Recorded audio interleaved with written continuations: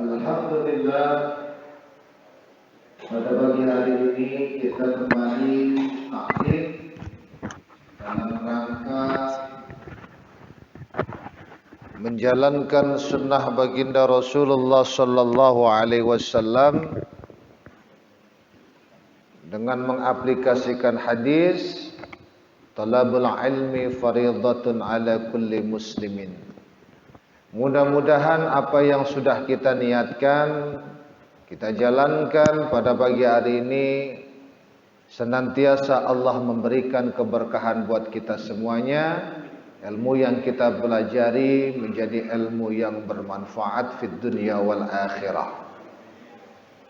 Jemaah sekalian yang dimuliakan oleh Allah, melanjutkan kajian kitab Riyadhus Shalihin pada Sabtu yang lalu. Di sini baginda Rasulullah sallallahu alaihi wasallam bersabda yang diriwayatkan oleh Imam Muslim yang melalui periwayatan dari Abi Malik Al-Harith bin Asim Al-Ash'ari. Rasulullah sallallahu alaihi wasallam bersabda, "At-tuhuru syatrul iman. Walhamdulillahi tamla'ul mizan. Wa subhanallahi walhamdulillahi tamla'ani aw tamla'u ma bainas samawati wal ard. Was-salatu nurun was-shadaqatu burhanun was-sabru diya'un wal qur'anu hujjatun laka aw 'alaika kullun nas yaghdu faba'i'un nafsahu famu'tiquha aw mubikuha." At-tuhuru syatrul iman. Suci, bersuci itu adalah bagian daripada iman. Dalam redaksi lain disebutkan an-nadhafatu minal iman. Kebersihan itu sebagian daripada iman. Antara kebersihan dan kesucian itu memang agak sedikit berbeda. Kenapa saya bilang agak sedikit berbeda? Biasanya orang-orang mengatakan kalau bersih itu pasti suci. Kalau suci pasti bersih. Padahal tidak begitu juga. Contoh, jalan yang masih tanah, itu menurut kita kan kotor.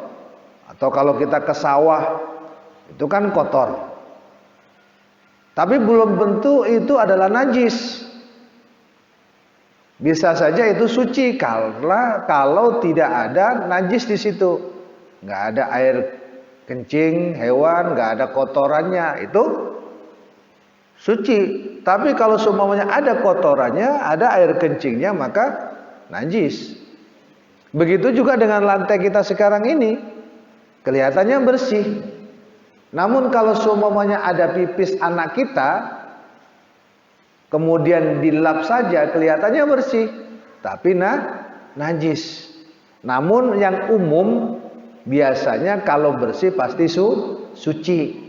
Oleh karena itu, untuk memahami tentang najis dan tidaknya najis suatu barang, maka kita harus mengetahuinya. Harus mengetahuinya sebagaimana yang pernah kita pelajari, najis ada 3 dalam hadis, dalam belajar hadis Bulughul Maram. Insyaallah Ahad depan ya. Itu ada dibagi menjadi 3. Ada mukhaffafah, ada mutawassithah, ada mughalladhah. Itu pun dibagi-bagi lagi. Mukhaffafah, mutawassithah dibagi menjadi 2, ainiyah dan hukmiyah. Kalau mughalladhah 1, mukhaffafah 1. Nah, ini harus kita pelajari biar kita di dalam beribadah itu tidak salah. Apakah dalam beribadah itu ada kesalahan? Bisa jadi kalau kita tidak mengetahui dasar-dasar ilmunya.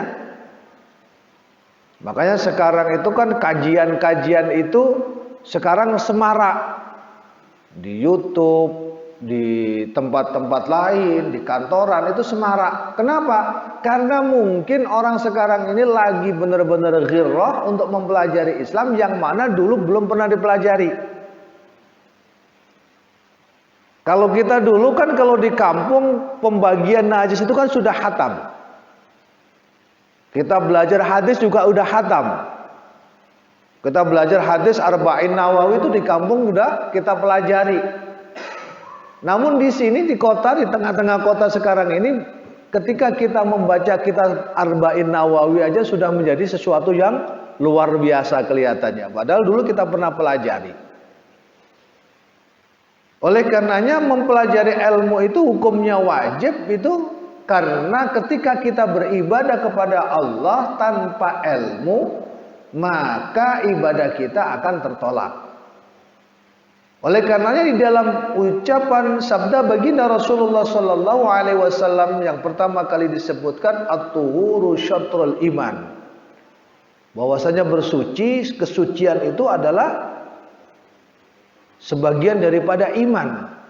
Kenapa? Karena ketika kita beribadah kepada Allah, realisasinya adalah melaksanakan perintahnya. Dan ketika kita melaksanakan perintahnya, maka harus mengetahui syarat dan rukunnya.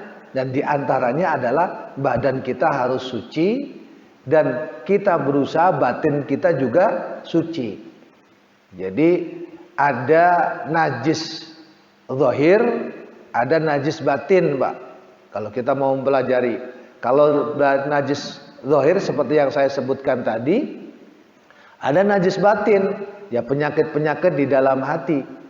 Nah, ini harus kita pelajari. Kenapa? Karena untuk beribadah kepada Allah itu membutuhkan kebersihan lahir dan batin. Kemudian baginda Rasulullah melanjutkan walhamdulillahi tamla'ul mizan.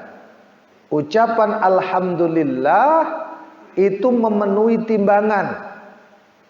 Jadi ketika kita mengucapkan alhamdulillah dengan sepenuh hati kita, maka ucapan itu akan memperberat timbangan kita kelak.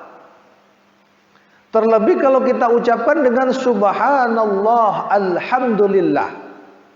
Maka di dalam hadis ini disebutkan tamla'ani au tamla'u ma bainas samawati wal ardh. Ucapan itu akan memenuhi antara langit dan bumi. Kok bisa begitu, Ustaz? Iya, ketika ucapan itu diucapkan dengan sepenuh hati dan berangkat dari kebersihan tersebut. Tadi kan sudah saya sebutkan bahwasannya ada najis lahir dan ada najis batin. Ketika kita membersihkan itu semuanya dan bisa mengucapkan rasa syukur kepada Allah Subhanahu wa taala dengan sepenuh hati kita, maka ucapan itu akan memperberat timbangan. Timbangan ini adalah timbangan yaumul qiyamah nanti. Tamla'ul mizan, akan memenuhi timbangan. Bahkan ketika itu diucapkan dengan subhanallah walhamdulillah, maka ucapan tersebut akan memenuhi langit dan bumi. Asalkan ucapan itu diucapkan dengan sepenuh hati. Makanya kalau kita berzikir, jangan hanya lisan, Pak, ya. Kalau berzikir tuh usahakan darah pun mengalir, kayak berderit gitu, kayak apa ya, kayak bergetar gitu. Nah, itu kan diantara salah satu tanda keimanan kita. Innamal mu'minuna idza dzukirallahu wajilat qulubuhum. Orang-orang yang beriman itu ketika berzikir kepada Allah, menyebut nama Allah itu wajilat qulubuhum. Kayak api itu ibaratnya apa ya? Menjilat gitu loh, apa ya? Membuat kita itu mendesir gitu. Kayak kita tersengat api. Jadi zikir itu benar-benar memenuhi rongga ruang dalam tubuh kita. Maka ruh kita itu akan menyambut sebenarnya, Pak. Coba rasakan ketika berzikir, mau sendiri mau berjamaah, pejamkan mata, kemudian rasakan aliran zikir tersebut. Maka benar-benar gejolak darah itu, aliran darah itu terpenuhi. Kalau kita benar-benar orientasikan zikir tersebut. Ini yang dimaksud memenuhi. Ketika zikir itu benar-benar membuat sesuatu yang lebih di dalam diri kita. Dan ini sesuai dengan apa yang disabdakan oleh baginda Rasulullah sallallahu alaihi wasallam. Innal abda, sesungguhnya seorang hamba, idza qala subhanallah, ketika mengucapkan subhanallah, walhamdulillah, dan alhamdulillah, wala ilaha illallah, dan mengucapkan la ilaha illallah, wallahu akbar, dan Allahu akbar, qabidu alaihinna malakun fadhamahunna tahta janahihi wa sa'idihinna fala yamurru ala jami'i malaikati illa istaghfaru liqailihinna hatta yaji'a bihinna wajhar rahman jalla wa ala wa dzalika qauluhu ta'ala ilaihi yas'adul kalimut thayyib wal 'amalus shalihu yarfa'u. Ketika ada seorang anak manusia, ada hamba Allah, ada orang yang mengatakan subhanallah walhamdulillah wala ilaha illallah wallahu akbar. Ucapan tersebut dengan sendirinya akan memenuhi jagat alam semesta ini, langit dan bumi. Dan pada saat yang bersamaan malaikat menangkap kalimat tersebut. Jadi kalau kita mengucapkan itu Pak dalam suatu zikir, dia amalkan zikir tersebut. Bapak-bapak sekalian mau bertempat di mana, mau di kereta, di mobil, di motor, berjalan kaki mengucapkan itu. Itu kalimat itu diambil oleh malaikat. Dibawa terbang oleh malaikat dan tidaklah malaikat tersebut ketemu dengan malaikat-malaikat yang lain. Malaikat padahal kalau di langit ini penuh. Jumlahnya miliaran. Karena tidak dimatikan dulu oleh Allah. Beda dengan setan. Setan dimatikan oleh Allah. Hanya iblis yang tidak dimatikan oleh Allah. Hanya iblis ya Pak ya yang ditangguhkan sampai yaumul qiyamah. Dan malaikat mungkin juga nanti akan ditangguhkan sampai yaumul qiyamah. Semuanya dari zaman dahulu sampai sekarang, setiap yang ketemu dengan malaikat yang membawa subhanallah walhamdulillah wala ilaha illallah wallahu akbar, para malaikat tersebut memohonkan ampun kepada orang yang mengucapkan kalimat tersebut. Jadi Pak Nandar mengucapkan itu, diambil oleh malaikat, kemudian malaikatnya terbang menghadap Allah. Kemudian setiap pertemuan dengan malaikat yang lain itu mengucapkan, ya Allah ampunilah Pak Nandar. Bahasanya begitu. Ya Allah ampunilah orang yang mengucapkan ini.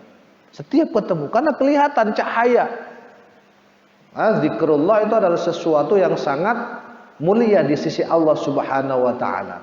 Sabaqal munfaridun, sabaqal munfaridun. Kita sudah dilalui oleh orang-orang yang menyendiri. Siapa orang-orang yang menyendiri itu ya Rasulullah? Az-zakirullaha katsira. Orang-orang yang berzikir kepada Allah dengan sebanyak-banyaknya. Makanya mari kita jadikan diri kita untuk senantiasa berzikir kepada Allah. Gampang Pak, mudah. Berzikir itu ya pokoknya mengingat Allah.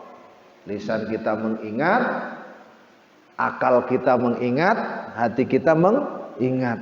Subhanallah, alhamdulillah, wala ilaha illallah, wallahu akbar. Sebenarnya gampang. Namun karena setan itu tidak terima, akhirnya terasa berat, Pak. Makanya antara berzikir dengan melihat gadget itu lebih mudah melihat gadget. Iya nggak, Pak? Kalau kita ngelihat handphone nih 1 jam ya habis sekarang aja nih. Kan sekarang ini ngantuk-ngantuknya kita nih, Pak. Ngantuk-ngantuknya kita sekarang ya. Pulang ada handphone, pertama kalinya iseng doang. Barangkali ada yang WA saya. Kita lihat aja keterusan. Akhirnya kita buka sosmed lain. Keasikan lagi, buka yang lain lagi. Nah ini yang aplikasi-aplikasi kayak sholawat, aplikasi kayak Al-Quran itu kecenderungannya kita tinggalkan. Benar begitu nggak, Pak? Biasanya begitu. Mudah-mudahan sih di sini enggak ya, Pak ya. Pak Arifin enggak begitu ya, mudah-mudahan ya. Sama aja, insya Allah ya. Insya Allah. Jadi pertama memang harus kita buka aplikasi Al-Quran. Sebenarnya begitu, Pak, sebenarnya. Tapi ya tadi itu, Ustadz katanya setan itu dibelenggu. Suwidas syayatin. Setan itu dibelenggu, sudah enggak beroperasi lagi gitu. Ada yang mengatakan yang dibelenggu kan yang tua-tua, yang sudah mahir-mahir. Yang bocah-bocah itu kan enggak dibelenggu. Sebenarnya semuanya kalau udah di hadisnya udah ngomong syayatin itu dibelenggu, ya dibelenggu semua. Kok bisa masih kita melakukan maksiat? Itulah keberhasilan setan dalam mendidik kita, Pak. Nauzubillah min dzalik sebenarnya. Keberhasilan setan dalam mendidik manusia. Sehingga apa? Sehingga manusia itu sudah terbiasa. Kok bisa begitu saja? Karena di dalam manusia itu ada nafsu. Dalam manusia itu ada nafsu. Karena unsur itu ada. Ada unsur akal, ada unsur nafsu, ada unsur hati. Ketiganya dibungkus dalam satu kesatuan ruh. Kan begitu sebenarnya konsepnya itu. Makanya antara akal, nafsu, hati itu sebenarnya yang menjadi raja adalah hati. Akal memberikan cara. Nafsu membuat keinginan. Namun kalau nafsu itu menjadi yang pertama, maka akal mencarikan cara, hati mengikuti saja. Paham ya, Pak ya? Jadi kalau semuanya hati, aslinya itu hati yang menjadi raja. Kalau hati menjadi raja, maka nafsu itu menjadi ingin untuk beribadah. Akal memberikan cara bagaimana beribadah yang benar. Kita itu sudah terbiasa ke masjid Jamiatul Khair, menjadi jamaah masjid ini. Ini harus disyukurin. Harus bersyukur, Pak. Mau jadi pengurus, nggak jadi pengurus, pokoknya cinta kepada masjid. Datang ke masjid. Karena orang yang datang ke masjid itu nanti akan diikat oleh Allah dengan mu'allakun fil masajid yang nanti di yaumul qiyamah akan mendapatkan naungan. Bapak-bapak sekalian tuh kalau hatinya terikat dengan masjid, itu bersyukur, Pak. Di kereta katakanlah ya, ada teman-teman ke masjid, kita sedih. Ya, itu termasuk bagian daripada itu semua. Jemaah sekalian, kembali melanjutkan. Jadi ketika nafsu kita menguasai kita, itu yang berbahaya. Oleh karenanya dengan zikrullah kita akan mengikis itu semuanya.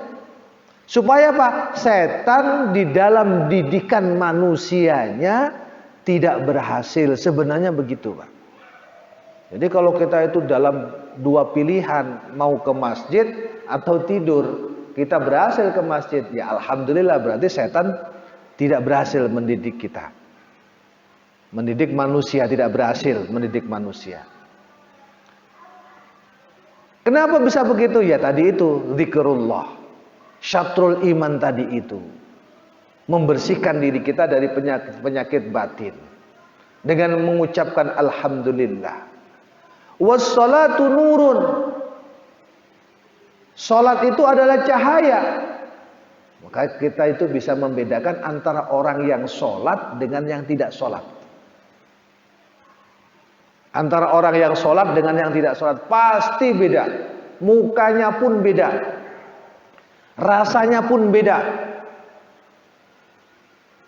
Orang yang sholat menjalankan kewajiban 5 waktu, orang yang sholat setiap saat, orang yang bersuci atau setiap saat dia bersuci, orang yang banyak melakukan sholat dengan orang yang tidak pernah melakukan sholat itu pasti berbeda.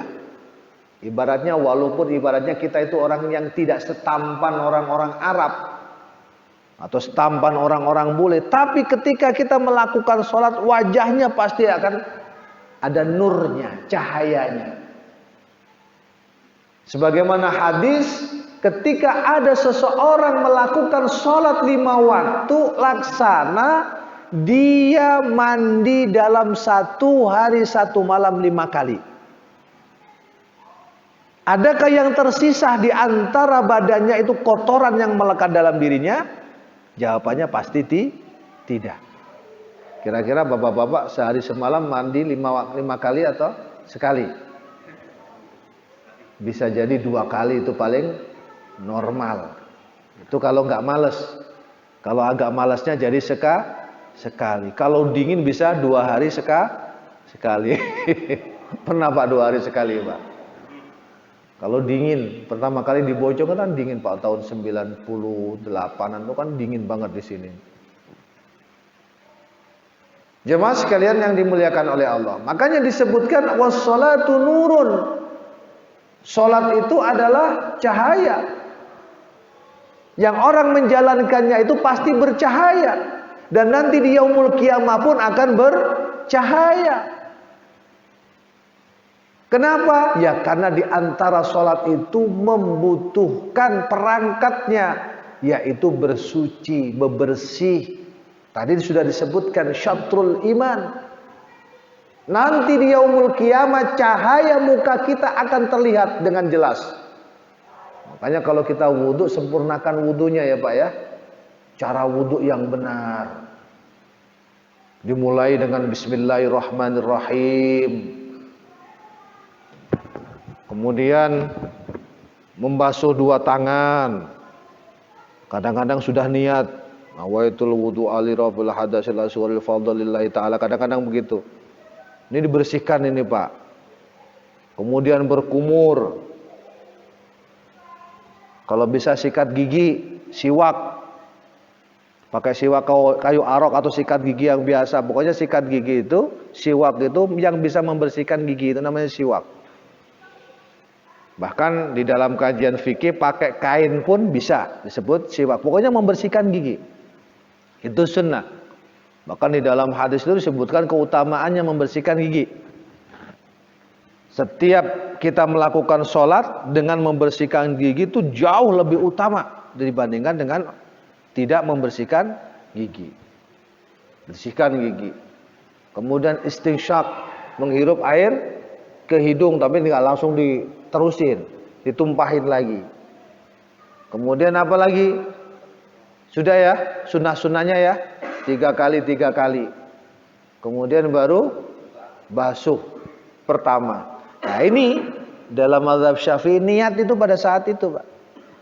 Niat itu pada saat itu. Nawaitul wudu'a li rafil hadasil asghar fadlillahi ta'ala. Di dalam hati ya, niat itu dalam hati. Kalau lisan itu hanya melafatkan. Nawaitul wudu'a li rafil hadasil asghar fadlillahi ta'ala. Kemudian disempurnakan. Usahakan jangan sampai netes ini Pak ya. Sempurnakan. Dari ujung kuping, dagu. Sempurnakan ya Pak. Ngambil air jangan sampai netes dari tetesan ini. Agak jauh.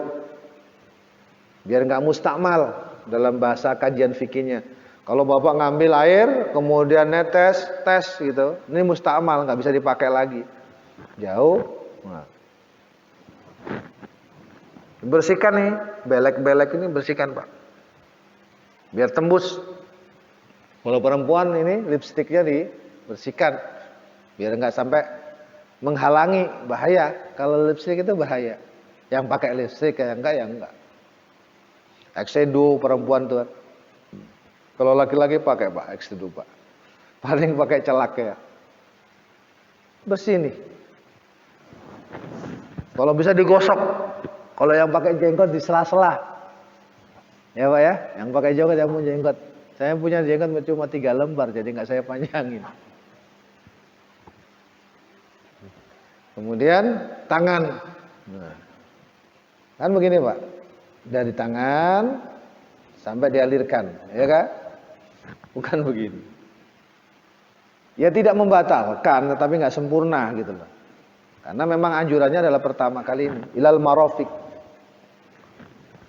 Syukur-syukur sampai sininya sekalian dilap biar nggak bau. Sampai sini. Karena nanti tuh ghurran muhajjalin, akan kelihatan bercahaya.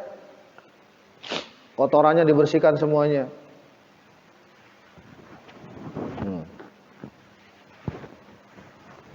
Dilatih Pak 3 kali. Sunnahnya memang 3 kali. Kemudian rambut.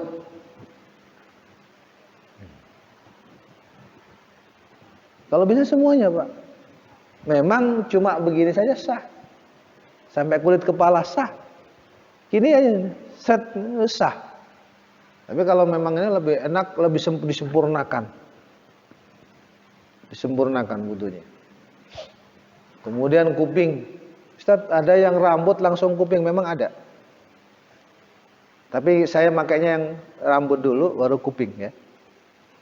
Memang ada yang mengatakan langsung rambut, kuping gitu ya. Jangan kaget kalau kuping pun adalah hukumnya sunnah. Kemudian kaki kalau bisa sampai lutut. Dari ujung kaki kemudian di atas dinaikkan ke atas. Gitu ya Pak ya. Sempurna. Habis itu baca doa. Kalau yang ingat, asyhadu alla ilaha illallah wahdahu la syarikalah wa asyhadu anna Muhammadan abduhu wa rasuluh. Allahumma ja'alni minat tawwabin wa ja'alni minal mutatahhirin wa ja'alni min ibadikas sholihin. Netes Pak jadi malaikat. Netes jadi malaikat. Berapa tetesan? Wah, bisa dilipat-lipatkan oleh Allah Subhanahu wa ta'ala. Bercahaya karena kita wudu. Begitu juga ketika kita habis berhubungan dengan istri kita, kita mandi. Bercahaya. Bahkan menurut orang-orang yang zuhud, mandi wajib itu dijadikan kebiasaan setiap malam. Kalau kita biasanya junub dari melakukan hubungan suami istri, mereka itu mengatakan junub dari kelalaian hati. Paham Pak? Kalau kita, kenapa kita mandi wajib? Karena junub melakukan hubungan suami istri, hadas besar Ibu. Kalau orang-orang soleh itu mengatakan junub dari kelalaian hati. Hatinya itu selingkuh lah bahasanya. Tidak mengingat Allah, banyak lupanya. Makanya dia bertobat. Dengan mandi junub, mandi tobat. Itu orang-orang yang udah soleh-soleh itu Pak. Biasanya begitu jam 1 malam mandi tobat. Nangis-nangis, nyembah kepada Allah, beribadah kepada Allah. Ada Ustadz banyak sebenarnya. Cuma kita nggak tahu. Dan orang-orang itulah yang menjadi dunia itu masih aman. Ya orang-orang itu. Karena Allah memandangnya dengan ainur rahmah. Pandangan rahmat. Cuma orang-orang tersebut biasanya tersembunyi. Tidak terlihat di hadapan kita. Ya, mudah-mudahan kita termasuk orang-orang yang bisa melakukan itu ya Pak ya. Wassalatu nurun. Wassadaqatu burhan. Sedekah itu burhan, obor, pelita. Banyak bersedekah itu bisa menunjukkan kita ke kebaikan, menyelamatkan kita. Umat Islam itu harus diikat dengan kasih sayang, bersedekah. Sedekah itu nolak bala. Was-sabru diyaun. Nah, ini bahasan sabar kemarin. Jadi sabar itu sebagai apa ya? Dia penerang. Kalau semuanya kita sabar terhadap perintah Allah, sabar menjalankan perintah Allah, sabar menjauhi larangan Allah, sabar terhadap musibah, insya Allah akan menjadikan kita menjadi orang-orang yang diberi cahaya oleh Allah. Wal Qur'anu hujjatun laka au 'alaika. Al-Qur'an sebagai hujjah terhadap dirimu, terhadap kalian. Hujjah Al-Qur'an. Makanya dalam hadis khairukum man ta'allama al-Qur'an wa 'allamahu. Orang baik di antara kalian itu adalah orang yang belajar Al-Qur'an wa 'allamahu dan mengajarkan. Al-Qur'an itu penting, harus kita pelajari. Makanya kita mendidik anak-anak kita pertama kali yang kita ajari adalah membaca Al-Qur'an. Diajari sebaik-baiknya. Ustaz, lidah saya sudah cadel untuk membaca Al-Quran. Sudah saya belajar nggak bisa-bisa. Baca ain jadi ngain.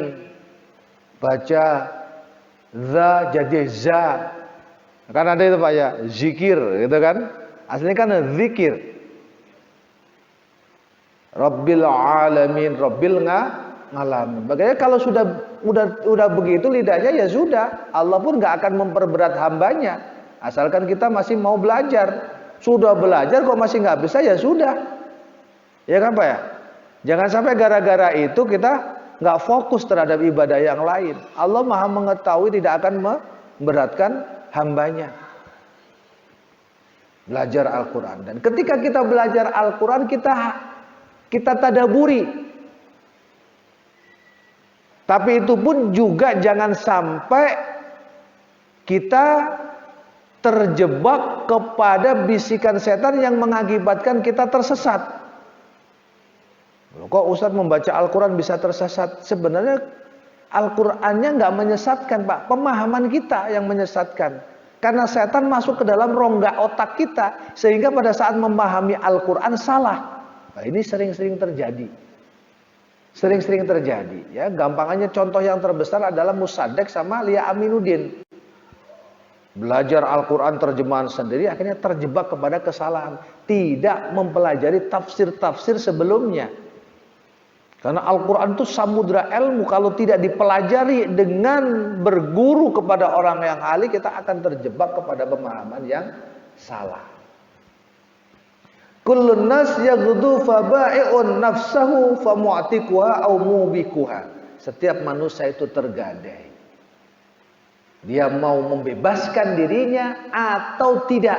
Maksudnya tergadai bagaimana? Ketika kita tidak melakukan kebaikan, maka gadaiannya adalah neraka. Tapi kalau kita membebaskan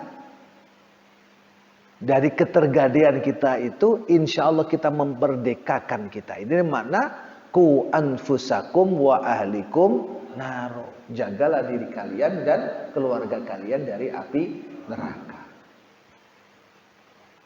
Jemaah sekalian yang dirahmati oleh Allah, saya simpulkan lagi hadis baginda Rasulullah sallallahu alaihi wasallam. Yang pertama, kebersihan, kesucian adalah bagian daripada iman, separuh iman. Kemudian ucapan alhamdulillah memenuhi timbangan. Ucapan subhanallah walhamdulillah wala ilaha illallah wallahu akbar memenuhi langit dan bumi.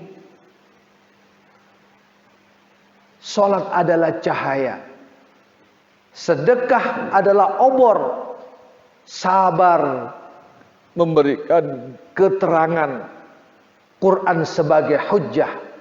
Kalau kita mau melakukan itu semuanya, dimulai dengan kebersihan hati kita, baik lahir maupun batin, insya Allah kita termasuk orang-orang yang memerdekakan diri kita dari belenggu api neraka. Insya Allah.